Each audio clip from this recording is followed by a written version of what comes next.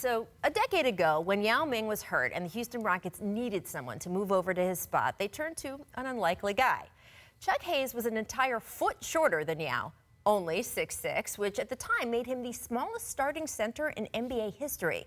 Chuck was also not what you call a shooting maestro, but he and his backside were absolute unmovable objects in the post. He rebounded like hell, and fans loved him, nicknaming him the Chuck Wagon. Wow. Fast forward to last night when the P.J. Tucker anchored Rockets small ball crew was doing serious damage to the almighty Golden State Warriors. P.J.'s a totally different offensive player than Hayes, but his spirit and his size are so similar that last season, longtime Houston Chronicle beat writer Jonathan Fagan nicknamed his unit the Tuck Wagon lineup. And oh boy, has the Tuck Wagon helped turn things around for Houston. They have scrapped, they have clawed, they have created the spacing needed for James Harden to unleash dragon fire, and in the process may have found a way to dull the arrows of a Warriors team that some feel is one of the most skilled 4-5 lineups in history. Take a look at the numbers of how Mike D'Antoni has shifted things. In the first round against the Jazz, Houston only used PJ at center 8% of the time. For the first 3 games of this series, it was in the teens. Last night, it was nearly half the game. All in all, the Rockets have played almost 45 minutes of the series against Golden State with PJ at center, and in those 45 minutes, they've outscored the Warriors by 21 points. And none of this is a slight on Clint Capella.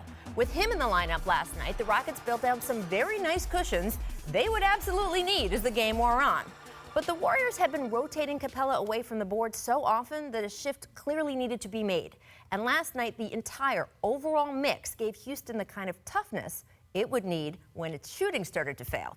And boy, did it fail. The Rockets were up 15 with 9 minutes to go in this game when they suddenly seemed to become, I don't know, allergic to the basket.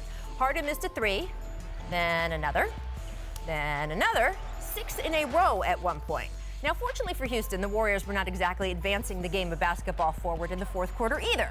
Steph Curry was hot to start this game, but had trouble as it wore on. Altogether, he's missed 34 three-point attempts through the first 4 games of this series, which is the most missed threes in a 4-game span in his entire playoff career. But when it absolutely counted, Curry was there, got his own rebound here for the absolute rainbow to bring the Warriors to within 2 points with 15 seconds on the clock.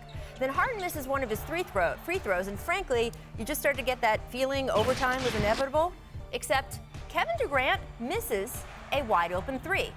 And then Curry misses his 3. I'm not sure an opponent can ever count on something like that to happen in a row again, but the Warriors only needed it to happen this time, allowing them to walk away with the win.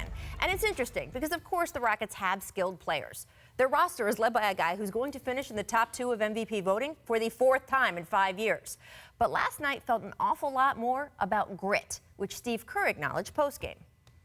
They got a lot of middle linebackers on that team. They're sturdy, and we look like more like volleyball players, long and lean.